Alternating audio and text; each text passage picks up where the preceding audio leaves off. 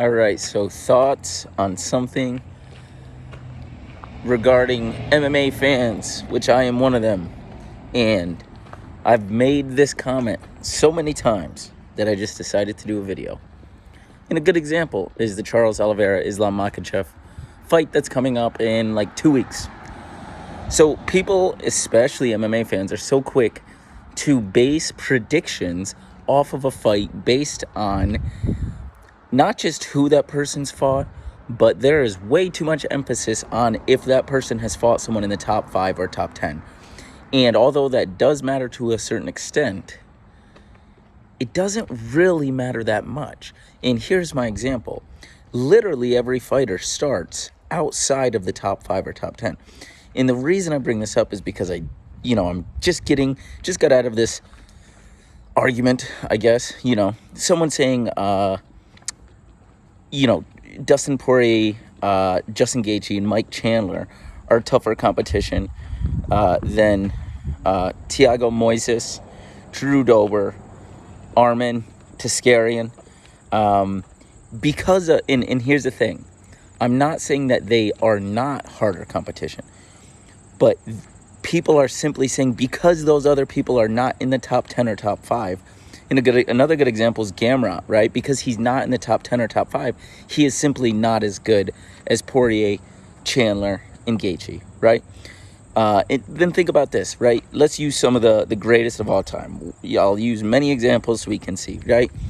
Whoever it may be. Khabib, GSP, John Jones, Francis. Literally anyone who's great. Kamaru Usman. All of them. Literally, at some point in their career, did not fight someone in the top 10 or top 5 yet. Khamzat Chimaev, right? And then they do.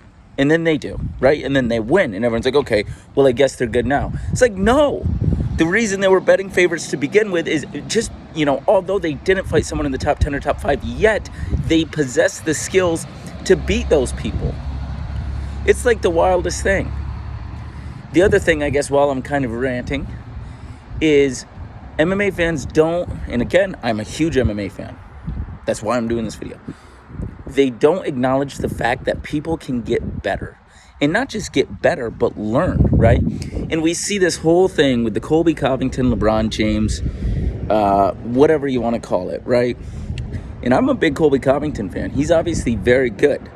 He's good everywhere. He lacks power, I suppose.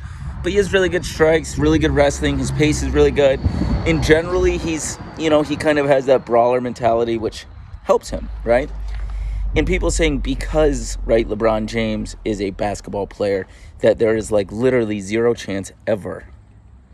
Think about that. Zero chance ever that LeBron James would beat Colby Covington.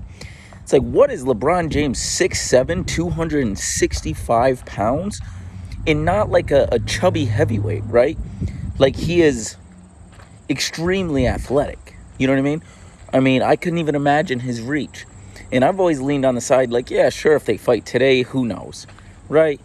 Obviously, you have to give Colby Covington the credit there because he is the professional fighter in this scenario. But you take LeBron James and, you have him train with literally some of the best people in the world for 1 to 2 years. It's the same concept that allows professional athletes to get as good at something as they are. Is you don't just wake up that, one day and you're that good at fighting or you're that good at basketball. No, you have the discipline and the obsession to get better, right?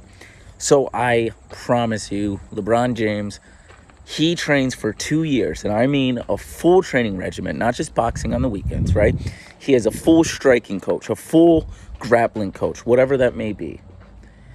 You really think he's not going to get better in 2 years? And even then, you think he's going to have quote-unquote no chance?